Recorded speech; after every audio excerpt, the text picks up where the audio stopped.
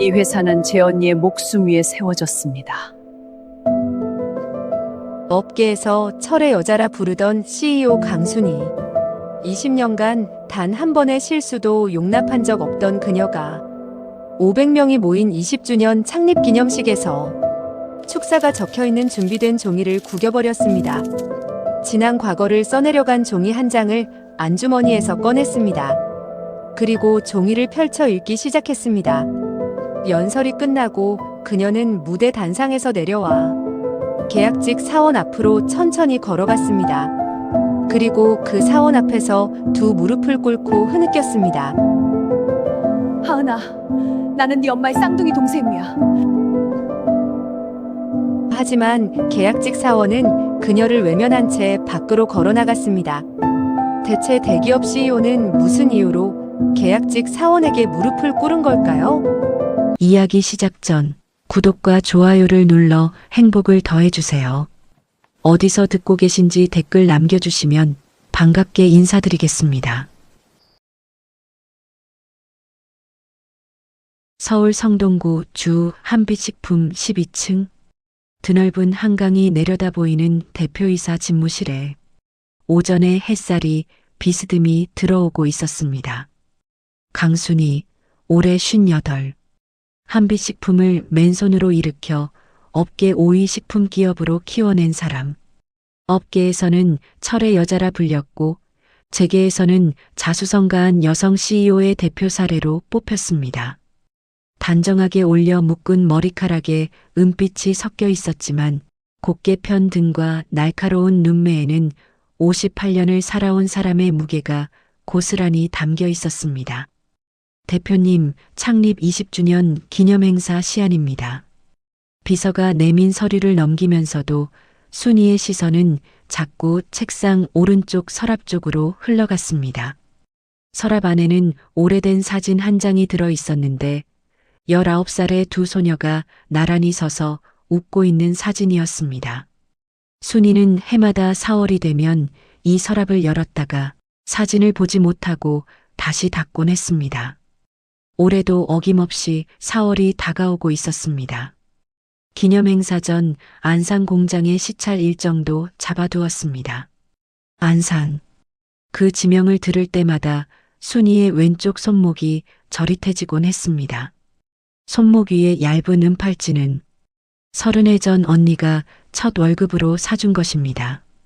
한 번도 벗은 적이 없었습니다. 이 팔찌가 없으면 자신이 어디서 왔는지 잊어버릴 것만 같았기 때문입니다. 순이가 한빛식품의 안산 제2공장에 도착한 것은 그 주 목요일 오후였습니다. 공장장의 안내를 받으며 생산 라인을 둘러보는 동안 순이의 눈은 늘 그렇듯 현장 직원들의 안전장비 착용 여부를 꼼꼼히 확인하고 있었습니다. 안전모 끈이 풀린 직원을 발견하면 직접 다가가 고쳐줄 정도로 주변에서는 대표의 유별난 안전 집착이라 했지만 그 이유를 아는 사람은 아무도 없었습니다. 저기 생산관리팀 쪽도 한번 돌아보시겠습니까? 공장장의 안내에 따라 포장 라인 쪽으로 발길을 옮기던 순이의 발이 갑자기 멈추었습니다. 포장 라인 끝자리에는 계약직 명찰을 단 젊은 여직원이 고개를 숙인 채 묵묵히 박스를 정리하고 있었습니다. 그 여직원이 고개를 들어 올린 순간 순이의 눈동자가 크게 흔들렸습니다.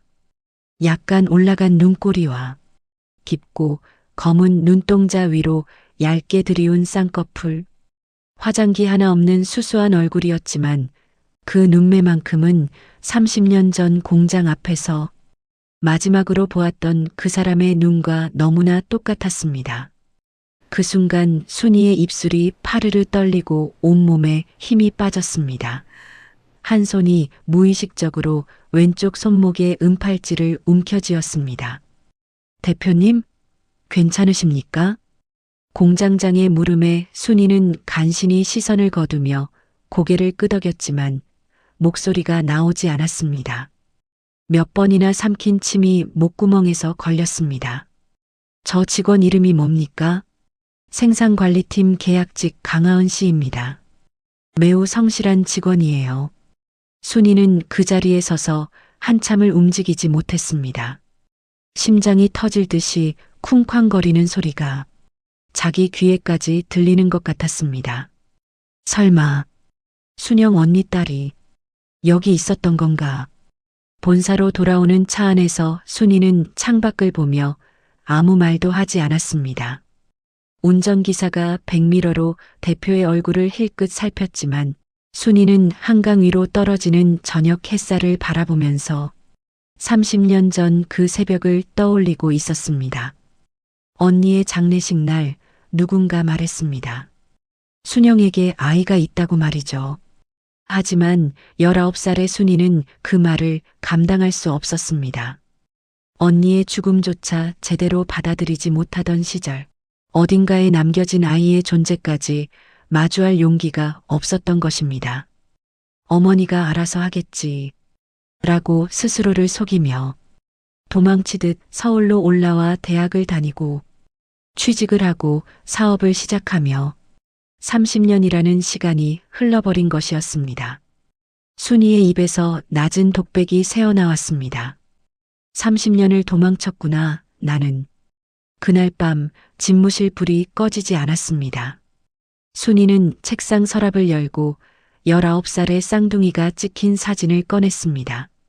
사진 속 두 소녀의 얼굴은 너무 닮아서 구분하기 어려웠지만 한 가지 차이가 있었습니다.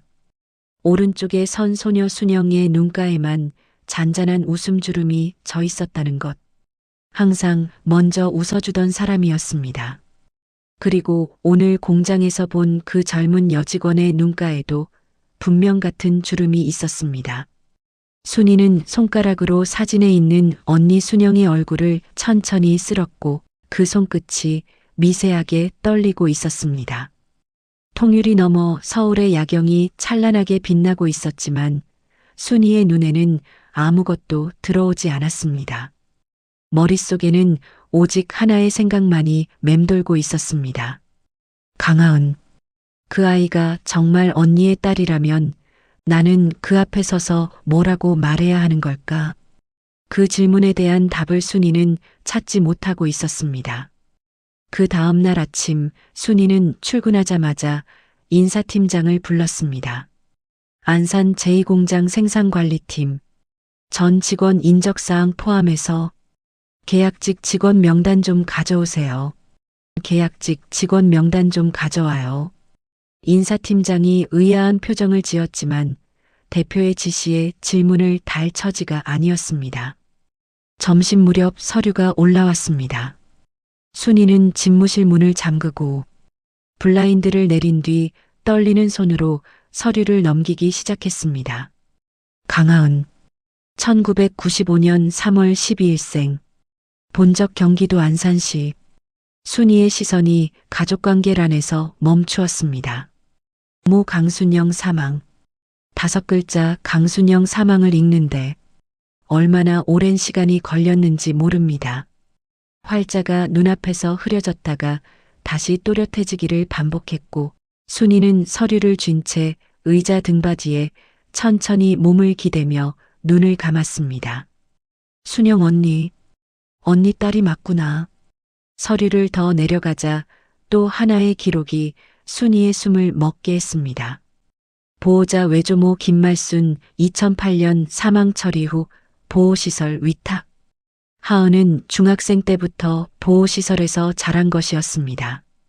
외할머니마저 돌아가신 뒤 이 아이를 찾아가야 할 사람은 세상에 단 한 명인 이모인 자신뿐이었는데 그 자신은 서울에서 사업을 키우느라 30년을 도망치고 있었던 것입니다. 순이의 손가락이 서류 위에 보호시설 위탁이라는 글자를 더듬었습니다. 손끝이 미세하게 떨리고 있었지만 얼굴에는 아무런 표정이 없었습니다. 울 수도 없었고 울어서도 안 되는 자리였기 때문입니다. 14살짜리 아이가 혼자였구나. 내가 찾았어야 했는데. 순이는 한참을 그렇게 앉아 있다가 서류를 책상 깊은 서랍에 넣고 잠금 장치를 돌렸습니다. 그리고 세수를 하러 화장실로 향했는데 거울 속에 비친 자신의 얼굴이 낯설었습니다. 58년을 살면서 수없이 많은 위기를 넘겼지만 지금 이 순간만큼 자기 자신이 비겁하게 느껴진 적은 없었습니다. 공장장에게 전화를 걸어 생산관리팀의 근무 환경이 어떤지, 계약직 직원들의 처우는 괜찮은지 물었고, 공장장은 갑작스러운 대표의 관심에 당황하면서도 성실하게 보고했습니다. 강하은 사원이요? 일은 정말 잘합니다. 불평 한마디 없이 누구보다 일찍 출근하고 맡긴 일은 반드시 기한 안에 끝내는 직원이에요. 전화기 너머로 들려오는 공장장의 말 한마디 한마디가 순이의 가슴에 못처럼 박혔습니다. 맞아, 순영 언니도 그랬지. 힘들어도 내색 한 번 안 하고 늘 웃으면서 말이야. 순이는 무의식적으로 하은 가까이 다가가려 했습니다. 안산 공장 방문 일정을 일주일에 2번으로 늘렸고 시찰 동선을 슬쩍 포장 라인 쪽으로 돌려 하은이 일하는 모습을 멀리서 지켜보곤 했습니다. 하은이 무거운 박스를 나르는 모습을 보면 가슴이 답답해졌고 점심시간에 혼자 도시락을 먹는 모습을 보면 목 안쪽이 뜨거워졌습니다. 그러나 한 발짝도 더 가까이 가지 못했습니다. 제가 다가가서 도대체 뭐라고 말해야 할까요? 나는 너의 이모인데 30년 동안 너를 모른 척했어. 그 말이 입 밖으로 나올 리가 없었습니다. 변화를 먼저 감지한 것은 하은 쪽이었습니다. 처음에는 대수롭지 않게 여겼습니다. 대표가 공장에 자주 온다는 것 정도야 창립 기념행사 준비 때문이겠거니 했습니다. 그런데 이상한 점이 하나둘씩 눈에 들어오기 시작했습니다. 대표가 생산 라인을 돌 때마다 유독 자기 쪽에서 발걸음이 느려졌고 본인을 바라보는 시선이 길어졌습니다. 한 번은 포장 라인 끝에서 박스를 쌌다가 고개를 드는데 복도 유리창 너머로 대표가 서서 이쪽을 바라보고 있는 것을 보았습니다. 눈이 마주치자 대표가 황급히 시선을 돌리는 모습까지 말이죠. 하은의 미간이 살짝 좁혀졌습니다. 뭐지? 왜 자꾸 나를 보는 거야? 불편함은 동료들의 수군거림으로 확신이 되었습니다. 하은 씨, 요즘 대표님이 우리 라인만 오시면 유독 하은 씨 쪽을 보시더라. 혹시 뭐 잘못한 거 있어? 아니, 나도 모르겠어. 어떤 사람들은 대표님이 하은 씨를 특별히 신경 쓴다고 하던데 정규직 전환 심사 앞두고 편애하는 거 아니냐는 소리도 나와. 하은은 그 단어에 속이 뒤집혔습니다. 누구에게도 기댄 적 없이 혼자 버텨온 31년이었습니다. 보호시설에서 나온 뒤 아르바이트를 전전하며 검정고시를 치르고 방송통신대학을 졸업하고 간신히 이 회사 계약직 자리를 얻기까지 모든 것을 자기 두 손으로 일궈왔습니다. 그런 자신에게 편애라는 딱지가 붙는 것은 살아온 모든 시간을 부정당하는 것과 다름없었습니다. 선배, 그런 소리 하지 마세요. 저 대표님 만난 적도 없고 아는 사이도 아닙니다.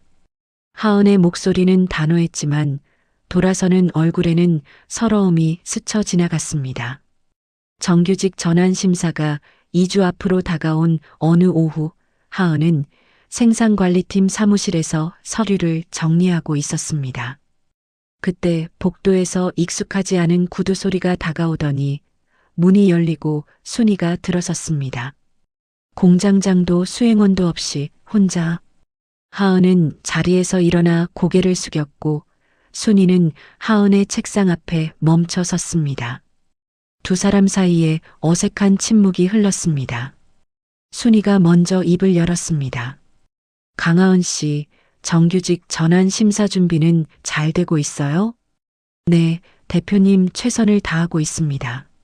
순이는 하은의 얼굴을 가까이서 보는 것이 처음이었습니다. 멀리서 볼 때는 눈매만 닮았다고 생각했는데 가까이 서니 입을 다무는 모양까지 언니를 빼닮아 있었습니다. 말할 때 살짝 고개를 기울이는 버릇, 대답할 때 시선을 피하지 않는 눈빛, 순영 언니가 거기 서 있는 것만 같았습니다. 순이의 목 안쪽이 뜨거워졌고 다음 말을 잇기가 힘들었습니다. 혹시 어려운 점은 없어요? 필요한 게 있으면 말해도 돼요. 하은의 눈이 미세하게 좁혀졌습니다. 대표가 말단 계약직에게 이런 말을 하는 것이 자연스러울 리 없었습니다. 하은은 한 박자 뒤에 대답했습니다.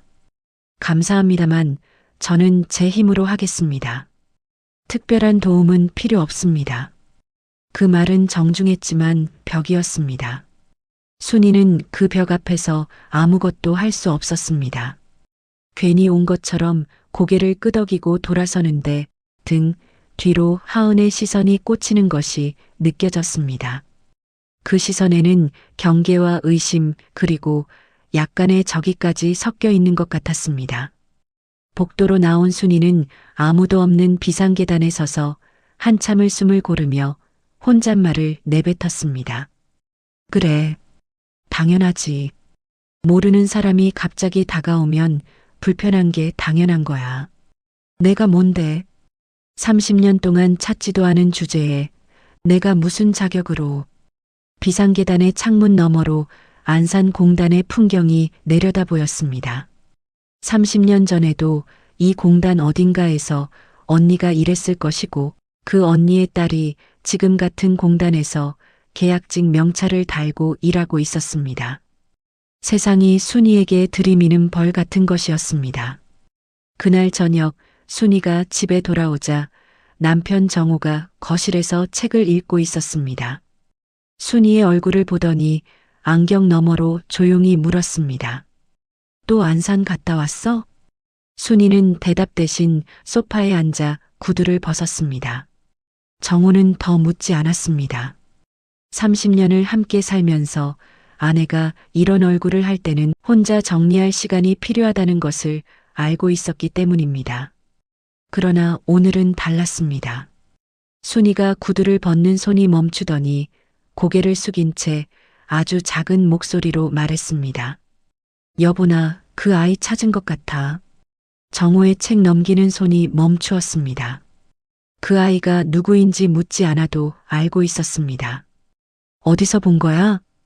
우리 회사 공장에서 계약직으로 일하고 있었어. 정호는 안경을 벗고 긴 한숨을 내쉬었습니다. 순이는 여전히 고개를 숙인 채 벗다 만 구두 한 짝을 손에 쥐고 있었습니다. 순이 그 애가 나를 경계해. 왜 자기를 쳐다보느냐고 그런 눈으로 봐. 정우가 소파에서 일어나 순이 옆에 앉았습니다. 아내의 어깨에 손을 올리려다가 멈추었습니다. 지금 순이에게 필요한 것은 위로가 아니라 스스로 답을 찾을 시간임을 알았기 때문입니다. 대신 낮은 목소리로 한마디만 했습니다. 급하게 굴지 마. 30년이 걸린 일인데 조금 더 걸려도 괜찮아. 순이는 아무 말 없이 고개만 끄덕였습니다. 그러나 마음 한쪽에서는 전혀 다른 생각이 올라오고 있었습니다. 조금 더? 하은이는 계약 만료가 2달 남았는데 그 아이가 이 회사를 떠나면 나는 또 30년을 찾지 못할지도 몰라. 거실 시계의 초침 소리만 두 사람 사이를 채우고 있었습니다. 순이의 손에 쥐어진 구두 한 짝이 놓지도 신지도 못하는 자신의 처지와 닮아 있었습니다. 바로 그 시간 안산의 허름한 옥탑방에서는 하은이 어머니의 육아일기를 펼치고 있었습니다. 그리고 그 일기 속에는 순이의 이름이 적혀 있었습니다. 그날 밤 안산의 옥탑방에서 하은은 어머니의 육아일기를 무릎 위에 펼쳐놓은 채 한 페이지를 계속해서 읽고 있었습니다. 어머니의 손글씨는 둥글둥글하고 삐뚤삐뚤했는데 그 글자 하나하나에 19살 엄마의 서투른 다정함이 묻어 있었습니다. 하은아, 오늘 너가 처음으로 나를 엄마라고 불렀어. 옹알이였을 수도 있는데 엄마는 그걸로 충분해. 순이야, 너도 빨리 와서 이 목소리 들어봐. 우리 하은이 진짜 예쁘다. 하은의 손가락이 순이 이름 위에서 멈추었습니다. 일기 여기저기에 자주 등장하는 이 이름. 엄마가 유독 다정하게 부르는 이름. 하은은 이 이름의 주인이 누구인지 알고 있었습니다. 외할머니가 생전에 한두 번 말씀하셨기 때문입니다. 엄마에게 쌍둥이 동생이 있었다고 말이죠. 그런데 그 동생이 어디서 뭘 하는지는 알려주지 않으셨고 외할머니의 표정이 워낙 어두웠기에 더 이상 묻지 못했습니다. 하은은 일기장을 덮고 천장을 올려다보았습니다. 낮출 전구의 불빛이 눈에 따가웠지만 시선을 거두지 않았습니다. 엄마의 쌍둥이 동생, 이모는 살아있을까? 아니면 이미 이 세상에 없는 걸까? 그 질문은 찾아오지 않는 사람을 기다리는데 지쳐 이미 오래전에 접어두었던 것이었습니다. 정규직 전환 심사가 일주일 앞으로 다가온 월요일 아침, 하은은 평소보다 30분 일찍 출근했습니다. 포장 라인의 기계를 점검하고 전날 밀린 재고 보고서를 정리한 뒤 심사 자료를 마지막으로 검토했습니다. 지난 1년간의 실적과 불량률 관리 기록, 공정 개선 제안서까지 어느 것 하나 빠짐없이 준비한 자료들이었습니다. 계약 만료까지 2달 남았습니다. 이번 심사에서 떨어지면 끝이었습니다. 하은이 서류를 정리하고 있을 때 생산관리팀 사무실 문이 열리며 처음 보는 여성이 들어왔습니다. 세련된 회색 울 재킷에 흰색 블라우스, 어깨에 닿는 단정한 단발머리, 공장 직원들의 남색 작업복 사이에서 유독 눈에 띄는 차림새였습니다. 강하은 씨 맞죠? 저는 본사 전략기획팀장 윤서진입니다. 정규직 전환 심사 관련해서 몇 가지 확인할 게 있어요. 윤서진, 본사에서 파견 나온 젊은 팀장이며 대형 유통그룹 부회장의 딸이라는 소문을 들어본 적이 있었습니다. 하은은 자리에서 일어나 고개를 숙였고 서진은 하은의 책상 맞은편 의자에 앉으며 태블릿 화면을 열었습니다. 지난 분기 포장 라인 불량률이 1.2%로 보고되어 있는데 기준치 0.8% 대비 초과분에 대한 원인 분석 보고서가 누락되어 있네요. 그거는 원자재 납품 일정 지연으로 인한 일시적 변동이었고 당시 공장장님께 구두로 보고드렸습니다. 구두 보고는 공식 기록이 아니에요. 계약직 직원의 정규직 전환에는 서면 근거가 필요합니다. 서진의 말은 틀린 것이 하나도 없었습니다. 그러나 하은은 그 말투 속에 숨겨진 무언가를 느꼈습니다. 확인이 아니라 결론이 먼저 정해진 사람의 말투. 서진의 눈은 태블릿을 보고 있었지만 그 시선 너머에는 하은의 서류를 검토하는 것. 그 이상의 의도가 있는 것처럼 보였습니다. 이 사람, 나를 떨어뜨리려고 온 거야. 하은은 직감했지만 입 밖으로 꺼내지 않았습니다. 대신 허리를 더 곧게 세우고 대답했습니다. 알겠습니다. 보안 서류 준비해서 제출하겠습니다. 서진은 태블릿을 접으며 자리에서 일어났고 문을 나서기 전에 한번 뒤를 돌아보았습니다. 그 시선이 잠깐 하은의 얼굴 위에 머물렀는데 하은은 그 눈빛에서 묘한 감정을 읽었습니다. 차가움도 저기도 아닌 잠깐 스치는 미안함 같은 것. 그러나 그것은 찰나에 불과했고 서진은 곧 표정을 지우고 사무실을 나갔습니다. 심사 결과는 목요일 오후에 통보되었습니다. 강하은 씨, 이번 정규직 전환 심사에서 실적 미달로 전환 대상에서 제외되었음을 알려드립니다. 인사팀 직원이 건넨 한 장짜리 통보서를 받아들었지만 하은의 손은 떨리지 않았습니다. 이미 예감하고 있었기 때문입니다. 서진이 사무실을 나서던 날 뒤돌아보던 그 눈빛에서 이미 답을 읽었습니다. 하은은 통보서를 접어 작업복 주머니에 넣고 포장 라인으로 돌아갔습니다. 동료들의 시선이 등 뒤에 꽂혔지만 하은은 고개를 돌리지 않았습니다. 박스를 쌓고 컨베이어 벨트를 확인하고 재고를 기록하며 아무 일도 없었다는 듯이 1시간 전과 똑같은 동작을 반복했습니다. 점심시간 아무도 없는 화장실 세면대 앞에서 하은은 거울 속 자신의 얼굴을 한참 동안 들여다보았습니다. 거울 속의 여자는 울지 않고 있었습니다. 울지 않는 것이 아니라 울 줄을 모르는 얼굴이었습니다. 보호시설에서 배운 것 중 가장 먼저 익힌 것이 우는 법을 잊는 것이었기 때문이죠. 괜찮아, 처음도 아니잖아. 세면대에 수도꼭지를 틀어 찬물로 얼굴을 씻었습니다. 물이 턱을 타고 흘러내렸고 그것이 눈물인지 수돗물인지는 하은 자신도 알 수 없었습니다. 그 소식은 같은 날 오후 본사 대표이사에게도 전해졌습니다. 순이는 인사팀 보고서에서 하은의 이름이 전환 제외 명단에 올라 있는 것을 발견하고 보고서를 든 손이 굳어졌습니다.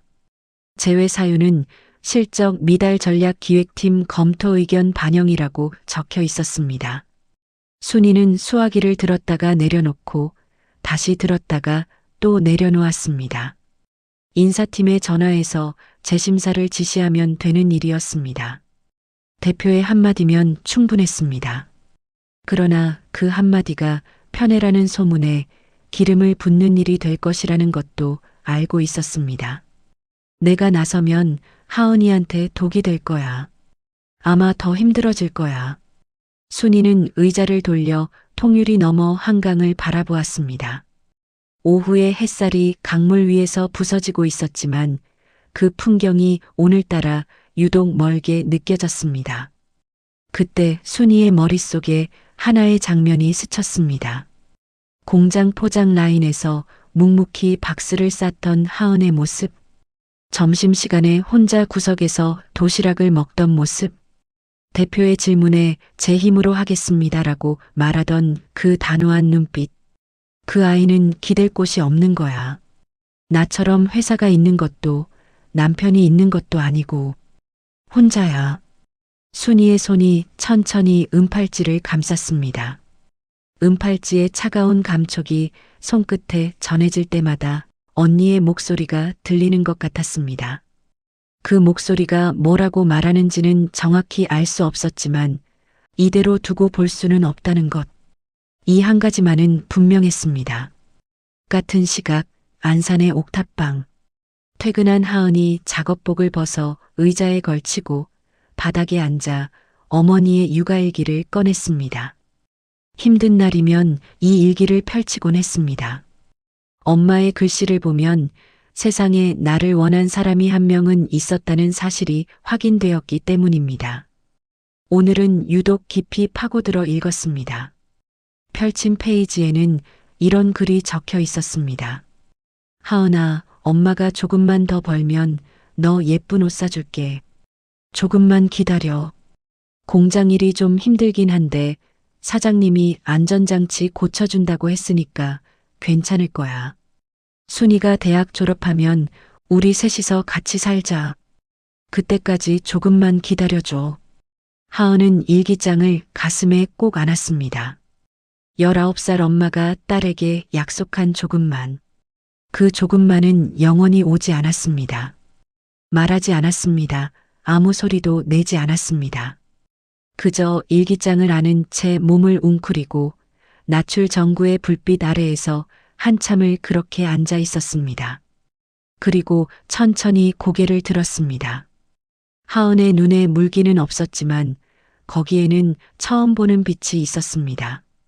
서러움도 체념도 아닌 이를 악문 사람의 눈. 안 나갈 거야.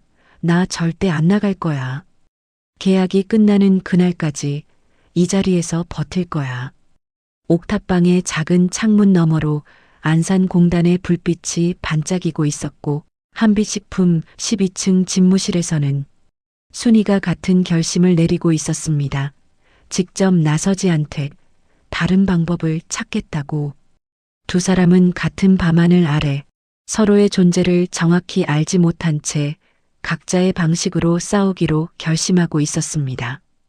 그리고 같은 시간 순이의 집 서재에서 오래된 사진첩을 꺼내 들고 있는 사람이 있었습니다. 박정호, 바로 순이의 남편이었습니다. 아내가 잠든 사이 순영의 사진을 찾아보고 있었던 것입니다. 남편은 더 이상 지켜만 보고 있을 수 없다는 얼굴이었습니다. 새벽 2시, 순이는 또 잠을 이루지 못하고 있었습니다. 침대에서 조용히 빠져나와 서재로 향했습니다. 불을 켜지 않은 채 책장 맨 아래 칸에서 오래된 사진첩을 꺼냈는데 그 사진첩은 30년 가까이 같은 자리에 꽂혀 있었던 것이었습니다. 표지에 가죽이 갈라지고 모서리가 달아 있었습니다.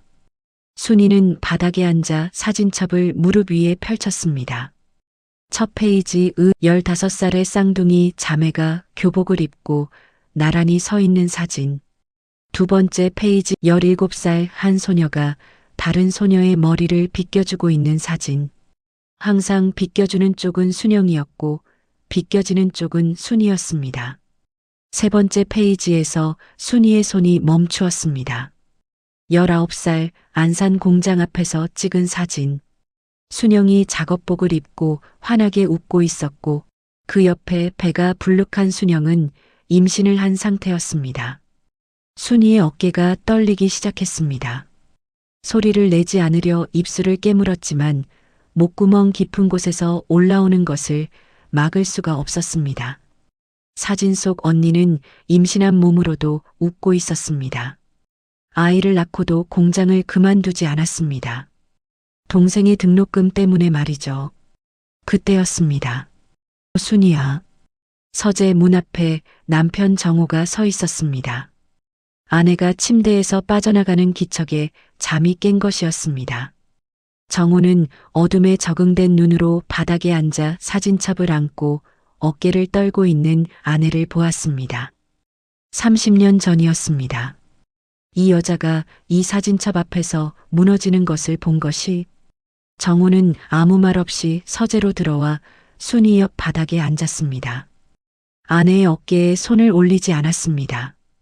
대신 자기 무릎 위에 두 손을 가지런히 놓고 함께 사진첩을 바라보았습니다.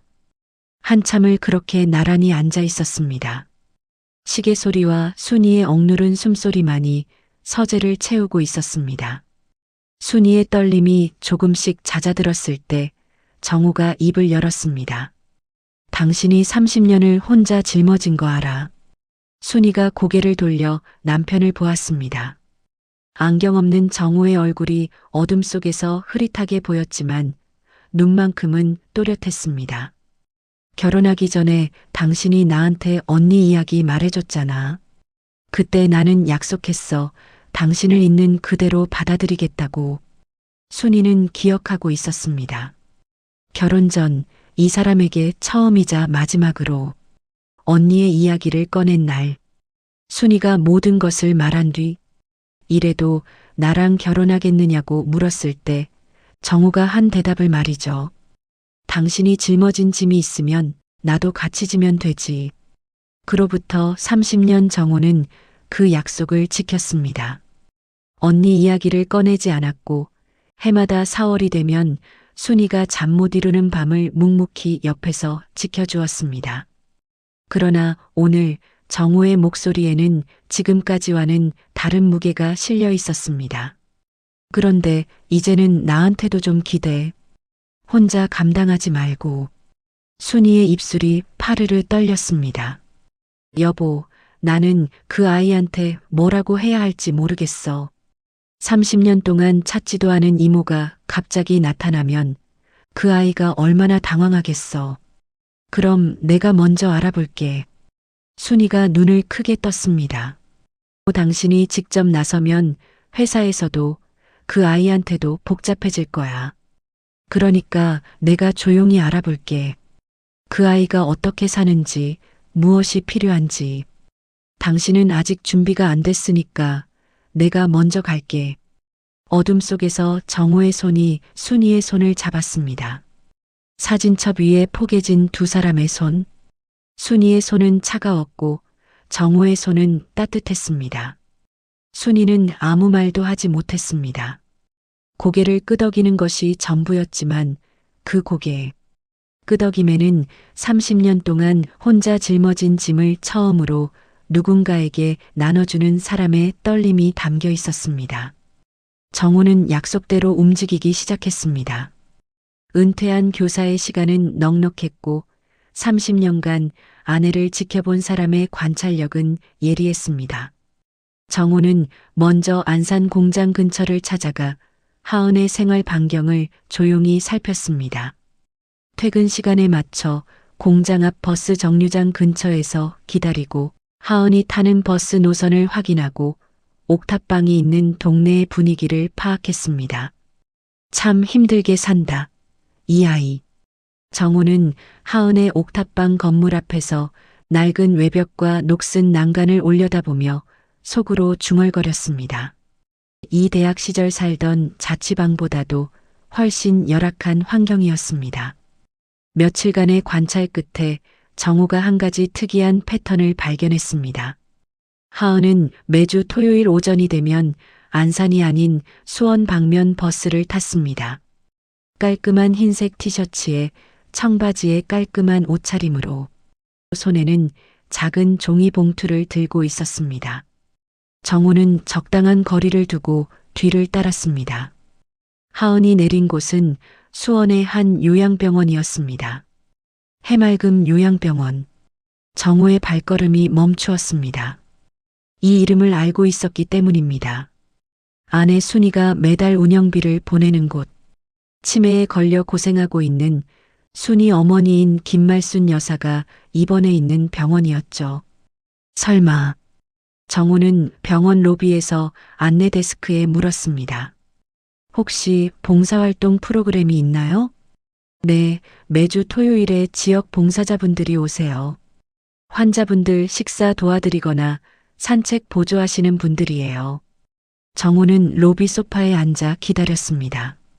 30분쯤 지났을 때 하은이 봉사자 조끼를 입고 병동복도를 걸어가는 모습이 유리문 너머로 보였습니다.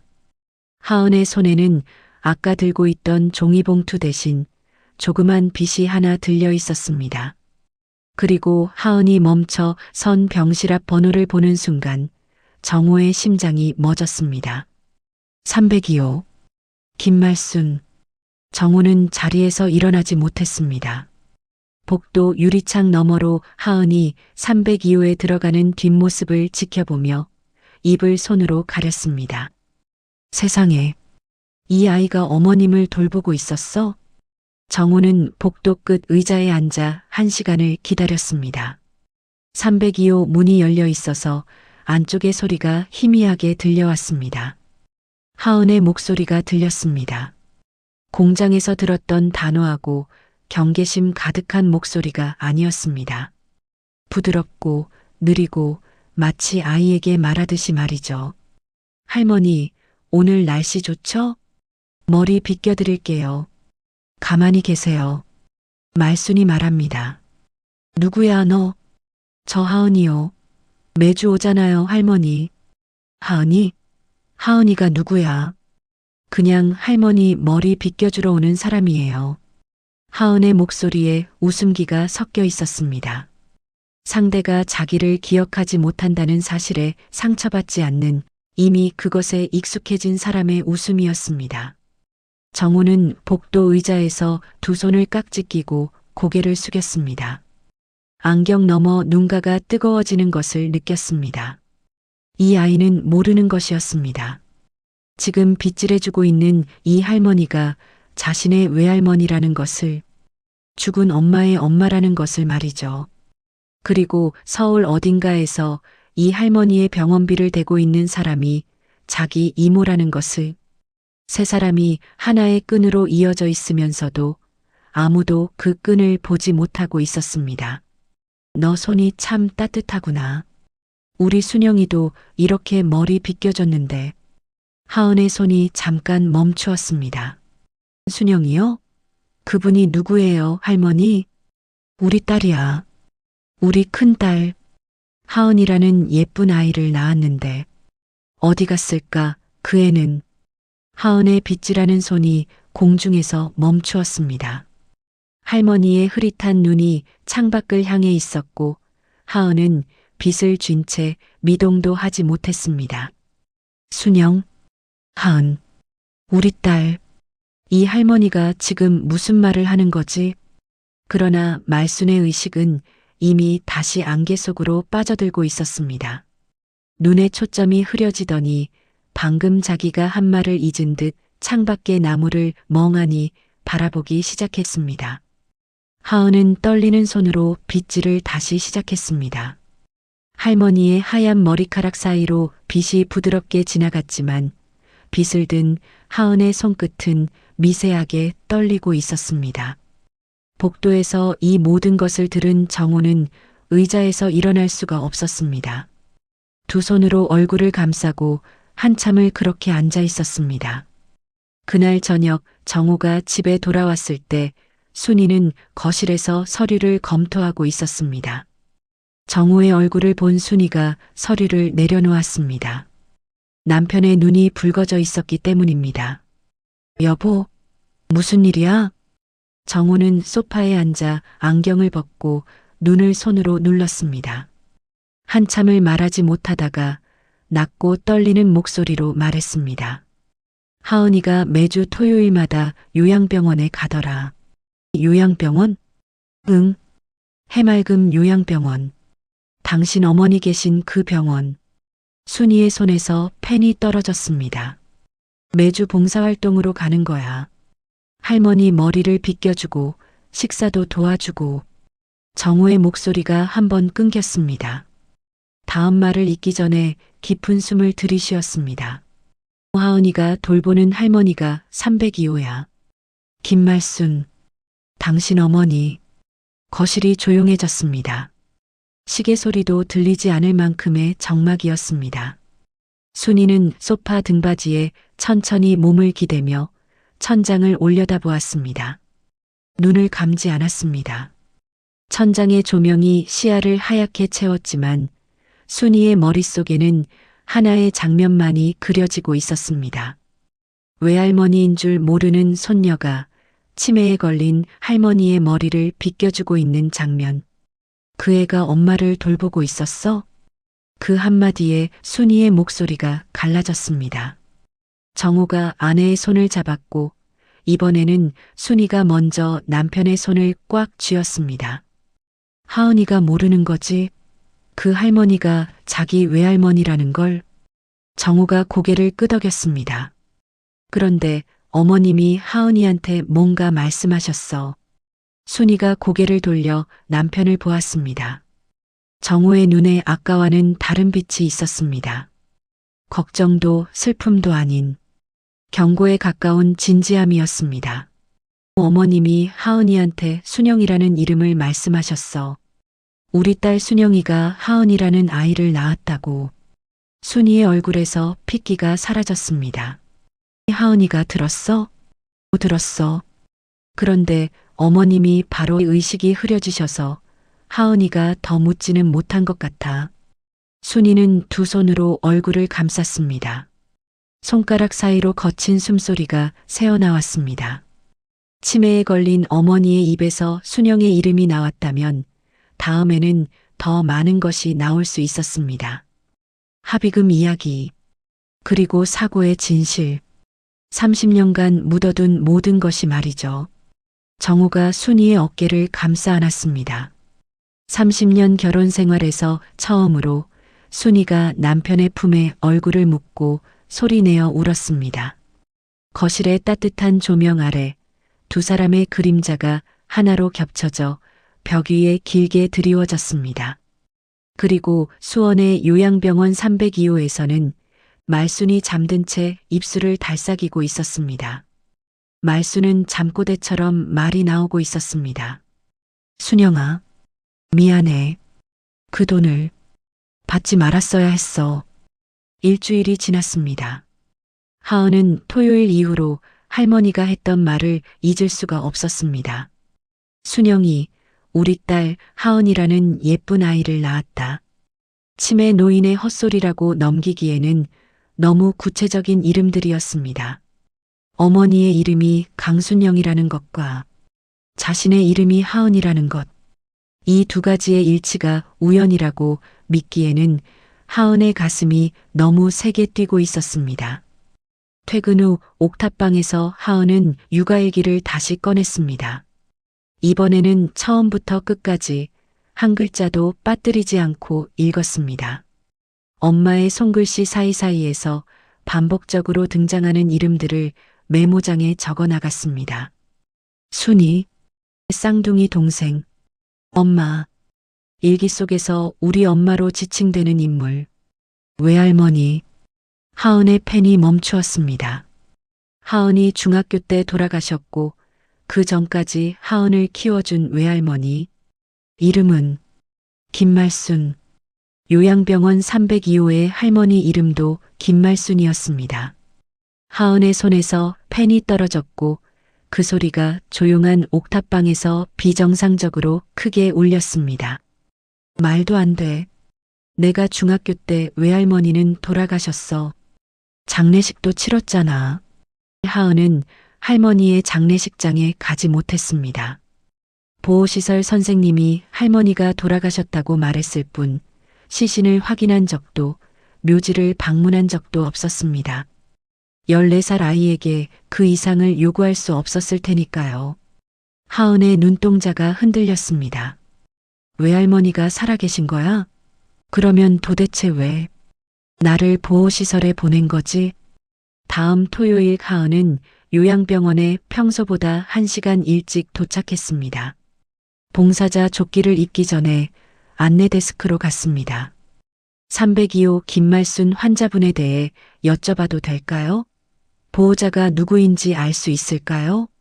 안내원이 화면을 확인하다가 고개를 저었습니다. 환자 보호자 정보는 개인정보라 봉사자분께 알려드리기가 어렵습니다.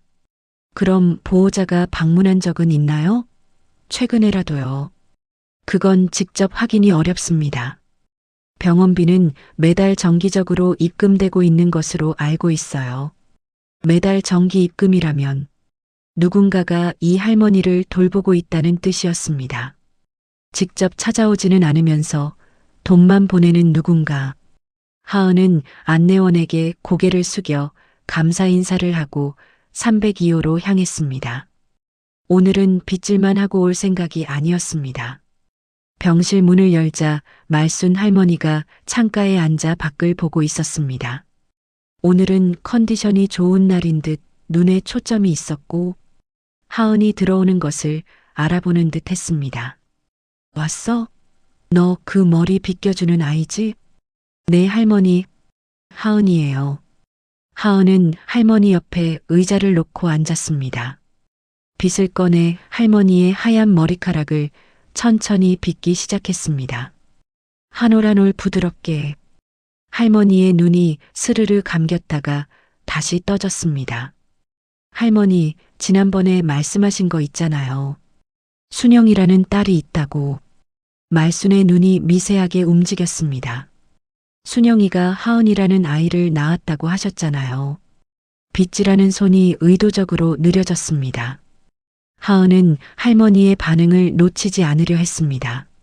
내 딸, 순영이. 할머니의 입이 열렸고 눈에 눈물이 차오르기 시작했습니다.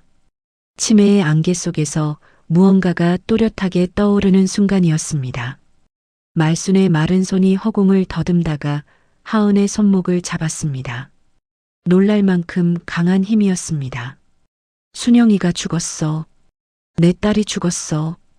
하은의 숨이 멎었습니다. 공장에서 기계가 고장났는데 사장이 안 고쳐줬어. 돈이 든다고. 그래서 우리 순영이가. 말순의 목소리가 떨리기 시작했습니다. 마른 몸이 부르르 떨렸고 눈가에서 눈물이 주름을 타고 흘러내렸습니다. 사장이 돈을 줬어. 입막음할 돈을. 합의하라고.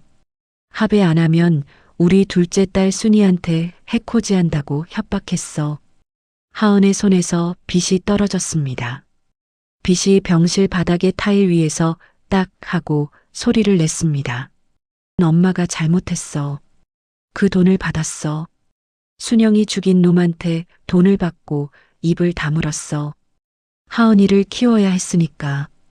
순이 대학 보내야 했으니까. 엄마가 어떻게 해야 했겠어. 말순의 목소리가 점점 높아지더니 울음으로 변했습니다. 82세 노인의 울음은 소리가 크지 않았지만 병실 벽을 타고 울려 퍼지듯 무겁게 공간을 채웠습니다. 하은은 빗을 줍지 못한 채 의자에 앉아 있었습니다. 두 손이 무릎 위에서 떨리고 있었고 입술이 하얗게 질려 있었습니다. 머릿속에서 퍼즐 조각들이 맹렬한 속도로 맞춰지고 있었습니다. 엄마는 공장에서 죽은 게 아니라 죽임을 당한 거야. 사장이 안전장치를 안 고쳐서 사고가 난 거야. 그리고 외할머니는 그 사장한테 돈을 받고 입을 다문 거야. 외할머니는 죽은 게 아니야. 누군가가 나한테 죽었다고 거짓말을 한 거야. 처음으로 하은의 시야가 흐려졌습니다. 하은아. 할머니가 또렷한 목소리로 하은을 불렀습니다. 하은은 고개를 들었고 치매에 걸린 그 흐릿한 눈으로 지금 이 순간만큼은 또렷하게 하은을 보고 있었습니다. 너 우리 순영이 딸 아니니? 병실이 조용해졌습니다. 창밖에서 새 한 마리가 우는 소리만 들렸습니다. 하은은 대답하지 못했습니다. 입을 열었지만 소리가 나오지 않았습니다. 할머니의 마른 손을 잡았던 자신의 손이 대신 대답하고 있었습니다. 떨리면서도 손을 절대 놓지 않았습니다. 그 시각 순이는 본사 집무실에서 정호의 전화를 받고 있었습니다. 순이야, 나 지금 병원이야. 하은이가 어머님한테서 뭔가 들은 것 같아. 어머님이 오늘 상태가 좋으셔서 많은 걸 말씀하신 것 같아. 순이의 손이 책상 모서리를 잡았습니다. 뭐를 말씀하셨는데? 정확히는 모르겠어. 하은이가 병실에서 나와 복도에 서서 한참을 움직이지 못하고 있었어. 얼굴이 하얗게 질려서는 말이야. 순이는 수화기를 든 채 의자에서 일어섰습니다. 다리가 후들거렸지만 몸이 먼저 움직이고 있었습니다. 나 지금 갈게. 순이야, 잠깐만. 전화가 끊겼습니다. 순이는 집무실을 나서며 비서에게 한마디만 했습니다. 오후 일정 전부 취소. 엘리베이터를 기다리는 동안 순이의 머릿속에는 하나의 공포만이 맴돌고 있었습니다. 엄마가 합의금 이야기를 한 거야? 사장이 협박한 이야기를? 그러면 하은이는 지금 30년 전 진실을 알게 된 거야? 엘리베이터 문이 열렸고 순이는 안으로 들어서며 벽에 등을 기대었습니다. 눈을 감으니 어둠 속에서 19살의 언니가 보였습니다. 작업복을 입고 웃고 있는 언니. 배가 불룩한 언니. 순이야, 이번 달만 더 하면 돼. 그 목소리 뒤에 지금까지 순이가 외면해왔던 다른 목소리가 겹쳐 들렸습니다. 안전장치가 고장난 거 사장한테 말했는데 고치려면 돈이 든다고 그냥 일하래. 순이는 엘리베이터 안에서 이를 악물었습니다. 30년 동안 자신이 몰랐던 것이 아니었습니다. 알면서 외면한 것이었습니다. 19살 어머니가 합의했다고 말했을 때 더 묻지 않은 것은 진실이 두려웠기 때문이었습니다. 내가 외면한 거야. 30년 동안 언니가 왜 죽었는지 제대로 묻지도 않고 나는 그냥 도망쳤어. 엘리베이터가 1층에 도착하고 문이 열렸습니다. 순이가 로비를 가로질러 주차장으로 향하는 발걸음은 빨랐지만 그 안에서 흔들리지 않는 것은 하나도 없었습니다. 그리고 수원으로 향하는 차 안에서 순이는 생각하고 있었습니다. 그때 그 공장 사장, 지금 어디서 뭘 하고 있는 거지? 그 순간 순이의 머릿속에 한 남자의 얼굴이 떠올랐습니다. 한빛식품과 유통계약을 추진 중인 대형 유통그룹 부회장 윤태성. 웃을 때 눈이 웃지 않는 그 남자. 순이의 손이 핸들 위에서 하얗게 질렸습니다. 순이는 수원의 요양병원에 도착하지 못했습니다.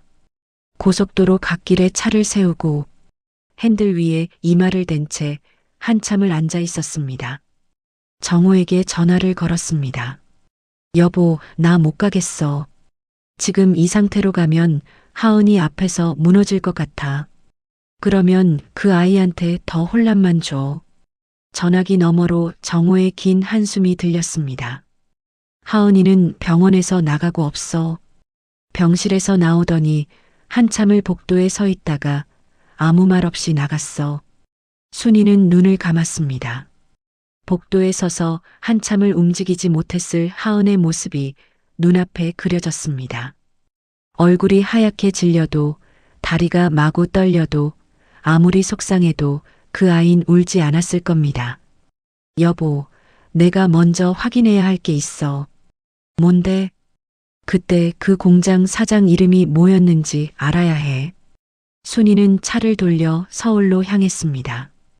회사가 아닌 집으로 말이죠. 서재 책장 맨 아래에서 30년 전 서류들이 담긴 낡은 상자를 꺼냈습니다. 어머니에게서 건네받은 뒤 한 번도 열어보지 않았던 상자였습니다.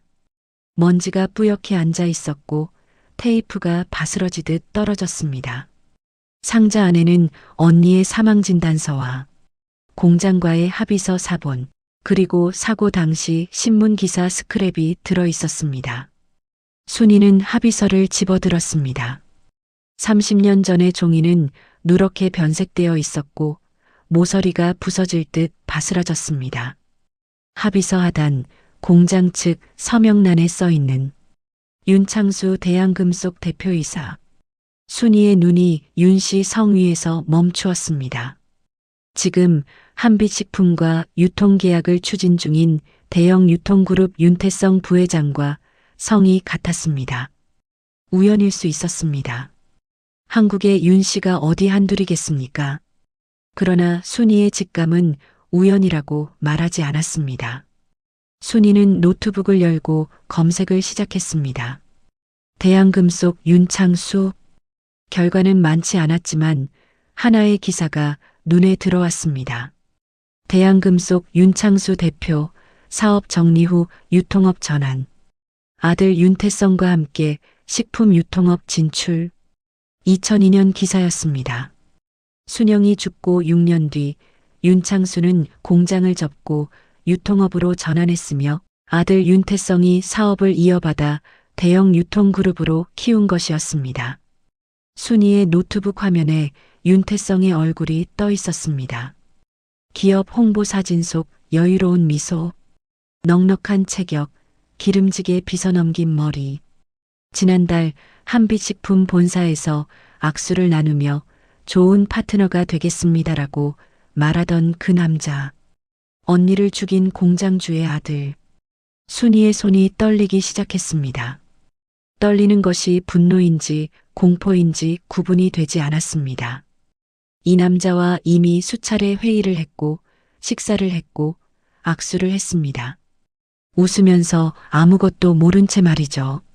내가 이 사람 손을 잡고 웃었어. 언니를 죽인 사람의 아들 손을. 노트북을 닫는 순이의 손등 위로 핏줄이 도드라져 있었습니다. 다음 날 순이는 출근하자마자 법무팀장을 불렀습니다. 유통그룹과 진행 중인 유통계약. 지금 어느 단계까지 왔나요? 최종 검토 단계입니다. 이번 주 내로 양측 법무팀 교차 검증 완료되면 다음 주 이사회 승인만 남았습니다. 계약 규모가 얼마였죠? 연간 380억 원으로 한빛식품 전체 유통의 35%에 해당합니다. 380억? 전체 유통의 35%. 이 계약이 무산되면 한빛식품의 물류 라인에 즉각적인 타격이 오고 주가가 흔들리며 직원들의 생계가 위협받을 수 있었습니다. 순이가 20년간 쌓아온 모든 것이 위협받을 수 있었습니다. 잠깐 보류해 주세요. 제가 추가 검토할 사항이 있어요. 대표님, 일정이 이미 양측에 공유된 상태라 보류가 길어지면 분명 상대 측에서 이의 제기할 가능성이 높습니다. 보류하라고 했습니다. 순이의 목소리가 차가웠습니다. 법무팀장이 고개를 숙이고 나갔고 순이는 빈 집무실에서 의자를 돌려 창밖을 바라보았습니다. 한강이 오늘따라 유독 천천히 흐르고 있었습니다. 380억? 직원 3,000명의 생계. 그걸 걸고 30년 전 일을 파헤칠 수 있을까? 확실한 증거도 없이? 머릿속에서 두 개의 목소리가 충돌하고 있었습니다. 하나는 CEO의 목소리. 이 회사를 지켜야 한다. 다른 하나는 순영의 동생으로서의 목소리. 언니의 죽음을 묻은 사람과 어떻게 사업을 할 수 있느냐. 그 싸움에 답을 내리기도 전에 집무실 전화가 울렸습니다. 대표님, 유통그룹 윤태성 부회장이 직접 통화를 요청했습니다. 순이의 손이 전화기 위에서 멈추었습니다. 3초, 5초, 수화기를 들었습니다. 강 대표님, 윤태성입니다. 계약 보류 소식 들었습니다. 혹시 뭔가 문제가 있습니까? 윤태성의 목소리는 여유로웠습니다. 늘 그랬듯이 말이죠. 그 여유로움 속에 숨겨진 것이 자신감인지 경계인지 순이는 아직 판단할 수 없었습니다. 내부 검토 사항이 좀 생겨서요. 며칠만 시간을 주시면 감사하겠습니다. 물론이죠. 다만 너무 오래 끌면 서로 좋지 않으니까요. 혹시 직접 만나서 얘기할 수 있을까요? 오해가 있으면 풀어야 하지 않겠습니까? 오해라는 단어가 순이의 귀에 가시처럼 걸렸습니다. 좋습니다. 내일 오후에 시간 내겠습니다. 전화를 끊고 순이는 수화기를 내려놓았습니다. 수화기를 잡았던 손이 축축했습니다. 다음 날 오후 서울 강남의 한 고급 레스토랑. 윤태성이 먼저 와 있었습니다. 프라이빗 룸의 넓은 테이블 상석에 앉아 와인을 흔들고 있었고 순이가 들어서자 자리에서 일어나며 양손을 벌렸습니다. 강 대표님 바쁘실 텐데 시간 내주셔서 감사합니다. 순이는 악수를 하며 태성의 손을 잡았습니다.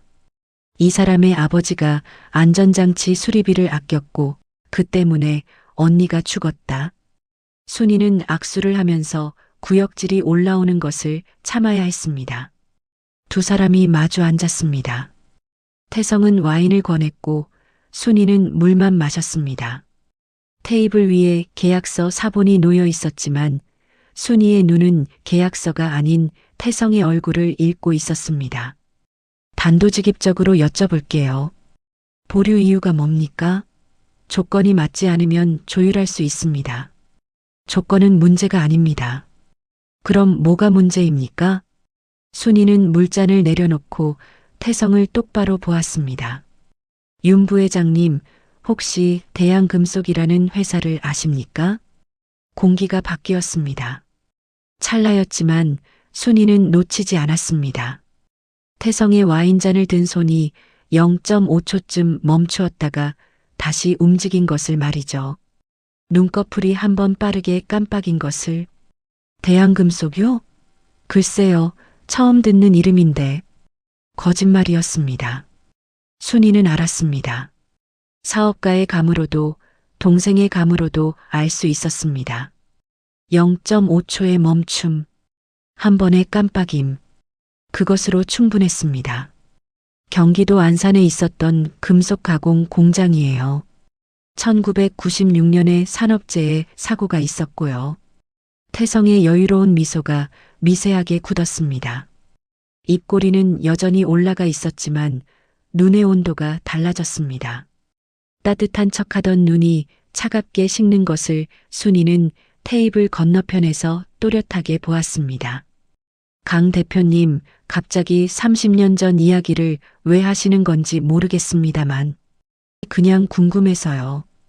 두 사람 사이에 무거운 침묵이 내려앉았습니다. 프라이빗 룸의 은은한 음악이 그 침묵을 메우지 못했습니다. 태성이 와인잔을 테이블에 내려놓았습니다. 잔이 테이블에 닿는 소리가 또랑또랑하게 울렸습니다. 강 대표님 사업을 하시는 분이 과거에 관심을 가지시면 현재가 흔들리는 수가 있습니다. 말의 표면은 충고였지만 그 아래에는 명백한 경고가 깔려 있었습니다. 순이는 태성의 눈을 피하지 않았습니다. 충고 감사합니다. 충고가 아니라 걱정이에요. 380억 규모의 계약을 앞두고 불필요한 변수가 생기면 양측 다 곤란하지 않겠습니까? 380억. 태성이 먼저 숫자를 꺼냈습니다. 그 숫자는 사업 규모인 동시에 협박의 무게였습니다. 건드리면 이만큼 잃는다는 뜻. 순이는 자리에서 일어났습니다. 오늘은 여기까지 하죠. 계약건은 검토 후 연락드리겠습니다. 강 대표님. 순이가 문을 열려는 순간 태성이 뒤에서 불렀습니다. 순이가 돌아보자 태성이 의자에 앉은 채 와인잔을 손가락으로 돌리며 말했습니다. 과거를 건드리면 당신 회사도 끝나요. 그건 아시는 거죠? 그 말은 웃으면서 했지만 웃음이 아니었습니다. 순이는 3초 동안 태성을 바라보다가 아무 대답 없이 문을 닫고 나왔습니다. 레스토랑 복도로 나온 순이의 다리가 풀렸습니다. 벽에 한 손을 짚고 서서 거친 숨을 내쉬었습니다. 심장이 터질 것처럼 뛰고 있었지만 순이의 눈에는 두려움 대신 다른 것이 타오르고 있었습니다. 아버지가 언니를 죽이고 아들이 나를 협박하고 이젠 웃으면서 협박을 하는구나. 이 사람이. 같은 날 저녁 안산의 옥탑방. 하은은 요양병원에서 돌아온 뒤 사흘째 거의 잠을 자지 못하고 있었습니다. 할머니의 말이 머릿속에서 멈추지 않았습니다. 기계가 고장났는데 사장이 안 고쳐줬어. 합의하라고 준 입막음 돈. 어머니의 육아일기를 다시 꺼냈습니다. 이번에는 읽기 위해서가 아니었습니다. 일기장의 뒷표지 안쪽을 살폈습니다. 어릴 적부터 수십 번 읽었던 일기였지만 뒷표지 안쪽의 내지가 살짝 들떠 있는 것은 한 번도 의식하지 못했습니다. 손톱으로 조심스럽게 내지를 들어 올리자 안에서 접힌 종이 한 장이 나왔습니다.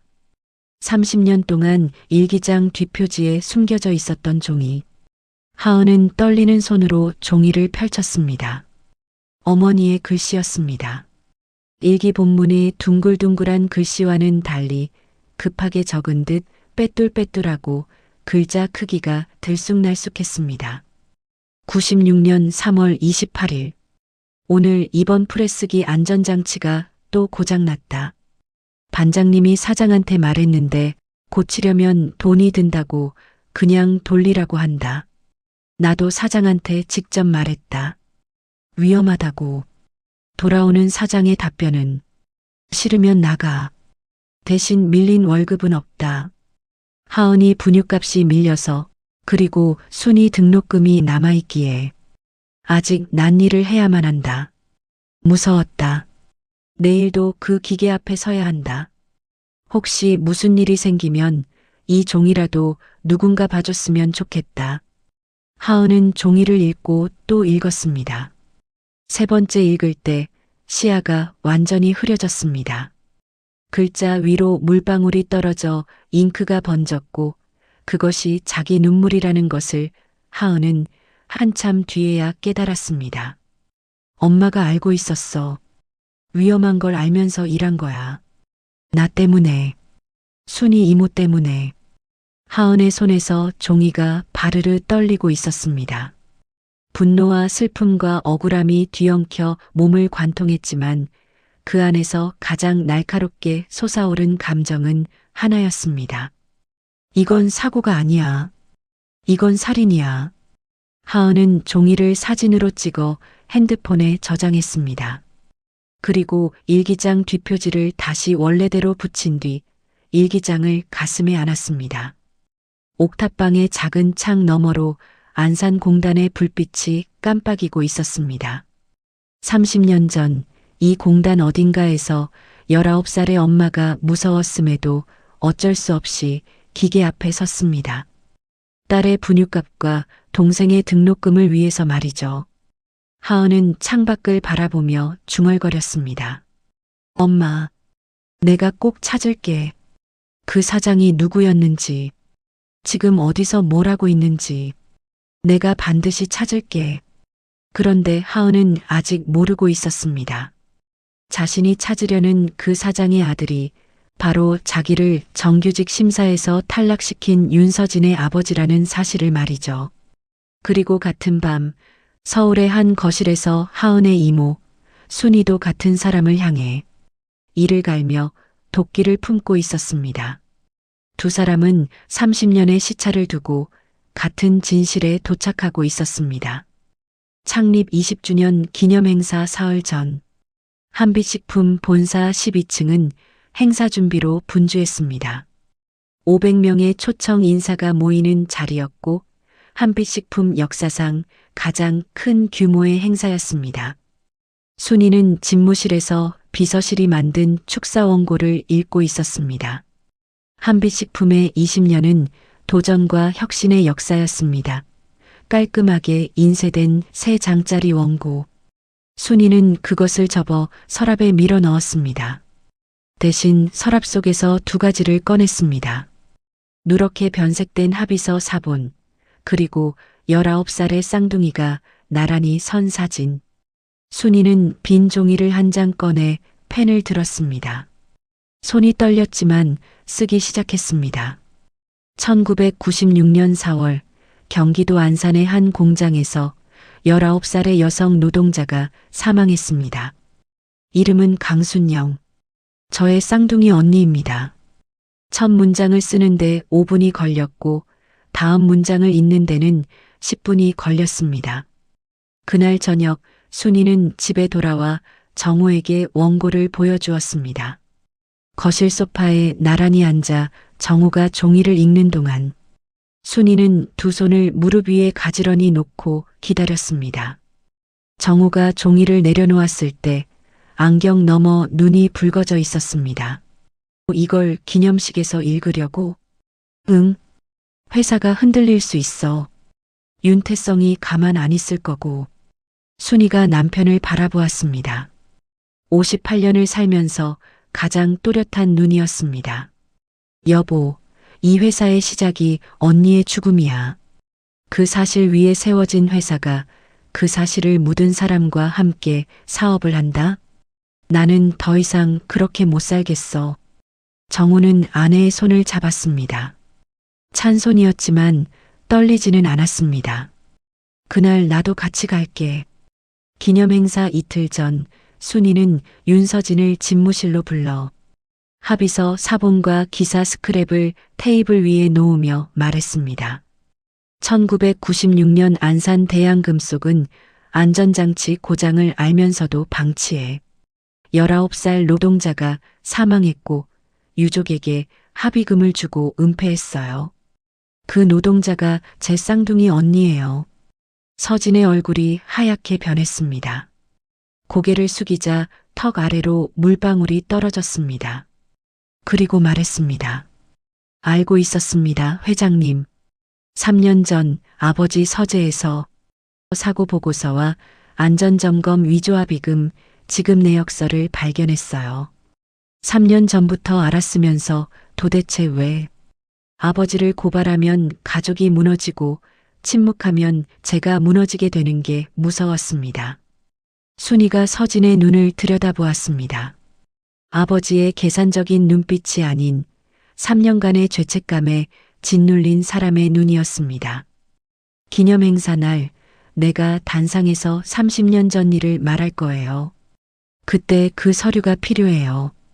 서진은 대답하기 전에 먼저 꺼낸 말이 있었습니다. 강하은 씨 정규직 심사 아버지 지시였어요. 하은 씨가 강순영의 딸이라는 걸 아버지가 먼저 알아냈어요. 과거가 터지기 전에 회사에서 밀어내라고. 순이의 손이 책상 모서리를 잡았습니다. 손등에 핏줄이 도드라졌습니다. 30년 전에 언니를 죽이고 30년 뒤에 언니의 딸까지 밟으려 한 거야. 서류, 기념행사 전날까지 준비하겠습니다. 그리고 강하은 씨한테 제가 직접 사과하겠습니다. 순이는 빈 집무실에서 2 손으로 이마를 짚은 채 오랫동안 고개를 숙이고 있었습니다. 기념행사 전날 밤 서재에서 원고를 다듬고 있을 때 핸드폰이 울렸습니다. 유통그룹의 윤태성 부회장이었습니다. 내일 기념행사 전 정확히 확인려고 전화드렸습니다. 계약 보류건은 정리되는 거죠? 정리됩니다. 불필요한 소동 없이 서로 좋게 하시죠. 네, 그러시죠. 윤 부회장님은 밤에 잠은 잘 주무세요? 짧은 침묵이 이어지다. 태성의 웃음소리가 들렸지만 온기가 없었습니다. 잠은 잘 자는 편입니다. 전화가 끊어졌고 순이는 원고 마지막에 한 줄을 더 적었습니다. 언니, 내일 나는 언니의 이야기를 할 거야. 30년 늦었지만 이제 시작할게. 기념행사 당일 서울 강남 그랜드 컨벤션홀 500석 규모의 좌석이 거의 다 차 있었습니다. 무대 뒤 대기실에서 정우가 들어왔습니다. 결혼식 이후 처음 꺼내 입는 넥타이까지 메고 있었습니다. 아무 말 없이 아내의 어깨를 한번 잡았고 그것으로 충분했습니다. 여보 고마워. 30년 동안. 정우의 입끝이 미세하게 떨렸습니다. 고개를 끄덕이고 대기실을 나갔습니다. 객석 뒤쪽 안산 공장 직원 구역에서는 하은이 동료에게 빌린 검은 재킷 차림으로 앉아 있었습니다. 메모 사진이 저장된 핸드폰을 가슴 안주머니에 넣었습니다. 대한금속이라는 이름까지는 찾아냈지만 그 뒤의 행적은 아직 모르는 상태였습니다. 조명이 어두워지고 스포트라이트가 켜졌습니다. 순이가 단상에 올라 안주머니에서 종이를 꺼내 말을 시작했습니다. 오늘은 축사 대신 30년 동안 하지 못했던 이야기를 하려고 합니다. 객석의 공기가 달라졌습니다. 1996년 4월 경기도 안산의 금속 가공 공장에서 19살의 여성 노동자가 사망했습니다. 이름은 강순영. 저의 쌍둥이 언니입니다. 홀이 조용해졌습니다. 언니는 저를 대학에 보내기 위해 공장에 갔습니다. 갓 태어난 딸을 맡기고 매달 월급을 쪼개 제 등록금을 보냈습니다. 그해 4월 안전장치가 고장난 줄 알면서도 수리비를 아낀 공장주 때문에 20도 되기 전에 세상을 떠났습니다. 사고가 아니었습니다. 그리고 사고 후 공장주는 저희 어머니에게 합의금을 주고 사건을 은폐했습니다. 앞줄에 앉아있는 윤태성은 미소가 사라져 있었습니다. 저는 30년 동안 외면했습니다. 그 사이 언니의 딸은 보호시설에서 혼자 컸습니다. 순이의 목소리가 떨리기 시작했습니다. 순이 이 회사는 제 언니의 목숨 위에 세워졌습니다. 언니가 목숨을 바쳐 벌어준 등록금이 제 시작이었고 그 시작이 이 회사가 되었습니다. 500명이 숨을 죽이고 있었습니다. 당시 안산 대양금속 공장의 사장 이름은 윤창수입니다. 그 아들은 지금 이 자리에 앉아 계십니다. 객석이 술렁였습니다. 태성이 의자에서 일어서려 했지만 그보다 먼저 옆자리에 서진이 서류 봉투를 들고 일어섰습니다. 서진아!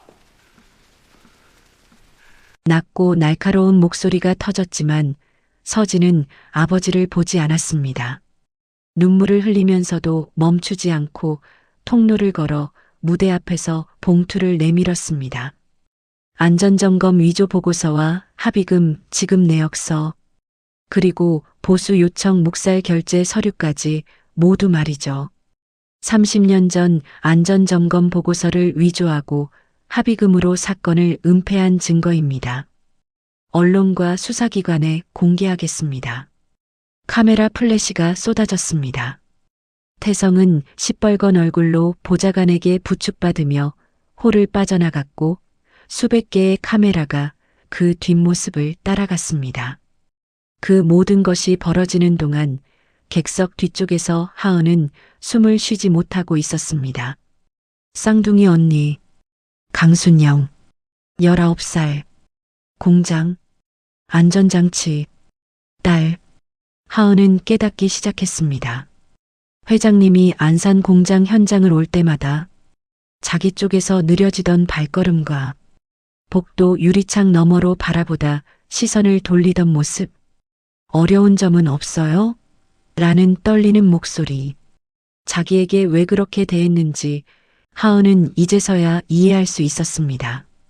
그리고 하은의 눈에서 소리 없이 입술을 깨문 채 처음으로 눈물이 쏟아졌습니다. 순이는 단상에서 내려와 객석 사이를 걸었습니다. 기자들의 질문을 뿌리치고 고든 걸음으로 홀 뒤쪽을 향했습니다. 사람들이 그 얼굴을 보고 길을 열어주었습니다. CEO의 얼굴이 아닌 30년을 기다린 사람의 얼굴이었기 때문입니다. 하은 앞에서 멈추었습니다. 눈물에 젖은 얼굴, 빌려 입은 재킷 소매로 눈을 닦다만 채 고개를 들어 순이를 올려다보는 언니와 닮은 눈. 순이는 아무 말 없이 두 무릎을 바닥에 꿇었습니다. 컨벤션홀의 차가운 대리석에 무릎이 닿았고 순이가 하은을 올려다보았습니다. 눈에서 눈물이 흘러내리고 있었습니다. 하은아, 나는 내 엄마의 쌍둥이 동생이야. 30년 동안 찾지 못해서 미안해. 찾지 않아서 미안해. 순이의 목소리가 끊겼습니다. 고개가 숙여지고 눈물이 대리석 위에 떨어졌습니다. 하은은 말하지 못했습니다. 30년 동안 쌓인 원망과 서러움 그리고 외로움까지 그 안에 묻혀있던 간절함이 한꺼번에 밀려와 목구멍을 막고 있었습니다. 두 사람은 같은 높이에서 울고 있었습니다. 기자도 카메라도 500명의 시선도 그 순간만큼은 존재하지 않았습니다. 언니를 잃은 동생과 엄마를 잃은 딸, 30년의 빈자리를 사이에 두고 그들은 처음으로 같은 공간에서 울고 있었습니다. 하지만 하은은 순이의 손을 잡지 않았습니다. 아직은 그녀의 손을 잡을 수 없었습니다. 순이가 고개를 들었을 때 하은은 이미 없었습니다. 빌려 입은 검은 재킷만 의자에 걸려 있었고 재킷 위에 눈물 자국이 점점이 남아 있었습니다. 남편 정호가 순이를 부추기며 말했습니다. 지금은 쫓아가지 마. 그 아이한테 시간이 필요해. 하은은 2시간쯤 지하철을 떠돌다가 정신을 차렸을 때 수원역이었습니다. 발이 기억하는 길을 따라 해맑음 요양병원에 도착했습니다. 외할머니는 잠들어 있었습니다. 마른 몸이 이불 위에서 가늘게 숨을 쉬고 있었고 하은이 매주 빗겨드리던 하얀 머리카락이 베개 위에 흩어져 있었습니다. 하은은 침대 옆에 앉아 할머니의 주름진 손을 자기 이마에 대었습니다. 할머니가 나의 외할머니인 거 알아. 이제 나도 알아. 원망했어. 많이 원망했어. 왜 아무도 안 찾아오는지, 왜 나만 혼자인지. 근데 말야. 하은의 목소리가 끊겼습니다. 한참을 말하지 못하다가 아주 작은 목소리로 이었습니다. 근데 할머니도 혼자였구나. 잠든 할머니는 대답하지 않았습니다. 하은은 그 손을 잡은 채 의자에서 잠이 들었고 다음 날 아침 간호사가 깨울 때까지 그 자세 그대로였습니다. 일주일이 지났습니다. 순이는 20년 만에 처음으로 출근하지 않았습니다. 윤태성에 대한 검찰 수사가 시작되었고 유통계약은 백지화되었으며 주가는 이틀 만에 15% 하락했습니다. 순이는 서재에 앉아 한 군데만 바라보고 있었습니다. 책장 맨 아래 칸, 30년 된 상자가 있던 자리, 수사기관에 넘긴 뒤 그 자리는 비어 있었습니다. 회사가 흔들리고 있는데 가슴은 이상하게 가벼웠습니다. 30년 동안 짓누르던 무게가 사라진 것이었습니다. 진실을 말한 뒤에 찾아온 예상치 못한 고요 속에 남편 정호가 물었습니다. 하은이한테 연락 온 거 없어? 없어. 순이는 눈을 감았습니다. 그래. 아직 아니구나. 같은 시각 안산의 옥탑방. 하은은 어머니의 육아일기를 처음부터 다시 읽고 있었습니다. 엄마는 동생을 한 번도 미워하지 않았습니다. 순이가 밥은 제대로 먹는지, 등록금 보냈으니까 걱정 없이 공부만 할 수 있는지, 오히려 엄마는 동생을 걱정했습니다. 마지막 페이지. 1996년 4월 3일. 사고 이틀 전. 하은아, 엄마가 내일도 공장 가야 해. 이번 달만 더 하면 돼. 그 아랫줄에 또 다른 문장이 적혀 있습니다. 순이야, 너는 아무 잘못 없어. 공장 간 건 내가 선택한 거야. 너 때문이 아니라 그저 난 너가 잘 사는 게 제일 큰 기쁨이야. 그리고 우리 하은이 좀 봐줘. 이 문장들은 전에도 눈앞을 지나갔을 것입니다. 그러나 순이가 누구인지 몰랐을 때는 그냥 엄마의 동생에게 쓴 당부일 뿐이었습니다. 기념식장에서 무릎 꿇은 그 여자의 얼굴을 알고 난 뒤에 읽으니 글자 하나하나가 살아서 말을 걸었습니다. 엄마는 혹시 모를 상황을 대비해서 이모한테 나를 부탁한 거야. 하은은 일기장을 가슴에 안았습니다. 눈물이 나올 줄 알았는데 나오지 않았습니다. 대신 가슴 안에서 얼음이 풀리듯 무언가가 녹아내리는 감각이 있었습니다. 이모는 30년 동안 이 부탁을 못 지킨 걸 알고 있었던 거야. 그래서 그렇게 무릎을 꿇은 거야. 하은은 재킷을 걸치고 일기장을 안은 채 일어섰습니다. 운동화를 신고 옥탑방 문을 열었습니다. 어디로 가야 하는지 알고 있었습니다. 안산시 단원구. 옛 대한금속 공장이 있던 자리. 공장은 15년 전에 철거되었고 지금은 빈터였습니다. 콘크리트 기초만 군데군데 남아 있었고 잡초가 무성하게 자라 있었으며 한쪽에 녹슨 고람석 벽 패널이 기울어져 서 있었습니다. 순이가 먼저 와 있었습니다. 하은이 정호에게 공장이 어디에 있었는지 묻기 위해 전화했을 때 정호는 주소를 알려주고 순이에게 문자를 보냈습니다. 하은이가 지금 공장터로 가려고 해. 그쪽으로 가봐. 10월의 바람이 빈터를 쓸고 있었습니다. 순이는 콘크리트 기초 위에 서서 텅 빈 자리를 바라보고 있었습니다. 30년 전 이 자리에 공장이 있었고 언니가 일했고 기계가 돌아갔고 사이렌이 울렸습니다. 낡은 분홍색 일기장을 안고 있는 하은과 순이가 빈터에 서로를 바라보고 서 있었습니다. 하은이 먼저 걸었습니다. 잡초를 밟는 소리가 바스락거렸습니다. 순이는 움직이지 않았습니다. 이번에는 하은이 오기를 기다려야 한다는 것을 알고 있었습니다. 하은이 순이 앞에 멈추었습니다. 왜 30년이나 걸린 거예요? 한마디였지만 그 안에 31년의 무게가 전부 실려 있었습니다. 보호시설의 밤, 혼자 먹은 밥, 아무도 오지 않는 면회일. 순이는 대답하지 못했습니다. 어떤 말도 이 질문 앞에서는 변명이 될 것 같았습니다. 하은은 일기장을 내리고 마지막 페이지를 펼쳐 순이에게 내밀었습니다. 읽어보세요. 순이의 손이 떨리며 일기장을 받았습니다. 낡은 분홍색 표지 언니의 일기를 열었습니다. 순이야, 너는 아무 잘못 없어. 글자가 흐려졌습니다. 너가 잘 사는 게 나한테는 가장 큰 기쁨이야. 순이의 무릎이 풀렸습니다. 일기장을 움켜쥔 채 잡초 위에 주저앉았습니다. 그리고 우리 하은이 좀 봐줘. 응? 순이의 입에서 소리가 터져 나왔습니다. 30년 동안 한 번도 내지 못했던 울음이었습니다. 빈터 위를 울음소리가 메아리처럼 굴러다녔습니다. 하은은 울고 있는 이모를 내려다보았습니다. 500명 앞에 섰던 CEO는 어디에도 없었습니다. 잡초 위에 주저앉아 언니의 일기를 안고 소리내어 우는 58세의 여자만이 있었습니다. 하은의 손이 움직였습니다. 천천히, 아주 천천히. 하은의 오른손이 내려가 순이의 은팔찌가 달린 왼손을 잡았습니다. 엄마가 첫 월급으로 사준 그 팔찌. 하은의 손가락이 은팔찌의 차가운 금속과 이모의 따뜻한 손등을 동시에 감쌌습니다. 순이의 울음이 한번 크게 터졌다가 천천히 잦아들었습니다. 이모, 엄마가 이모 잘못 아니래요. 순이의 얼굴이 무너졌습니다.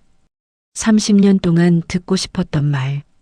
그 말이 언니가 아닌 언니의 딸의 입을 통해 왔을 때 순이는 비로소 30년의 짐을 내려놓을 수 있었습니다. 두 사람은 빈터에 나란히 앉았습니다. 콘크리트 기초 옆에 30년 전 공장이 서 있던 자리에서 하은이 순이에게 말했습니다. 편해지기에 아직 시간이 걸릴 것 같아요. 그래, 알아. 근데 여기 같이 앉아 있을 수는 있어요. 순이의 눈가에 웃음주름이 졌습니다. 사진 속 19살 순영의 눈가에 있던 것과 같은 주름. 그래, 그것만으로도 충분해. 바람이 빈터를 한번 크게 쓸고 지나갔고 30년 동안 비어있던 두 사람 사이의 빈자리가 처음으로 채워지기 시작했습니다. 1년 후 서울 성동구 순영산업재해 지원센터가 있습니다. 소박한 사무실이었습니다. 책상 위에는 낡은 분홍색 육아일기와 19살 쌍둥이 사진이 담긴 작은 액자가 옆에 놓여 있었고 일기장과 액자 사이에 은팔찌가 가지런히 놓여 있었습니다. 순이가 30년간 벗지 않았던 그 은팔찌를 이제는 벗어두어도 괜찮은 사람이 된 것입니다. 사무실 문이 열렸습니다. 이모, 출근했어요. 하은이 서류 가방을 들고 들어왔습니다. 센터의 첫 번째 직원, 지원사업팀 강하은. 오늘 첫 상담이 잡혀 있어. 안산공단 쪽 산재 피해 유족이고 보호시설에서 자란 아이가 있대. 하은의 손이 서류 가방 위에서 잠깐 멈추었습니다. 순이와 눈이 마주쳤고 두 사람은 아무 말 없이 웃으며 고개를 끄덕였습니다. 사무실 창 너머로 아침 햇살이 비쳐들었고 책상 위에 낡은 육아일기가 분홍빛으로 물들어 있었습니다. 그리고 우리 하은이 좀 봐줘. 언니의 그 부탁은 30년이 걸렸지만 순이는 이제 그 말을 지켜내고 있습니다. 이야기는 재밌게 들으셨나요? 순이에게는 30년이 걸렸지만 결국 미안하다는 한마디는 언니의 빈자리와 홀로 외로운 하은의 마음을 따뜻하게 채웠습니다. 미안함은 모두 괜찮을 거라는 착각 속에 숨기고만 있을 게 아니라 진정성 있는 마음과 따뜻한 말 한마디를 전해야 비로소 마음속에서 사라지지 않을까요? 오늘 이 사연을 들으신 여러분의 가족 곁에도 따뜻한 말 한마디가 늘 함께 하시길 진심으로 기원합니다. 지금까지 라일락 이야기였습니다. 다시 찾아뵙겠습니다.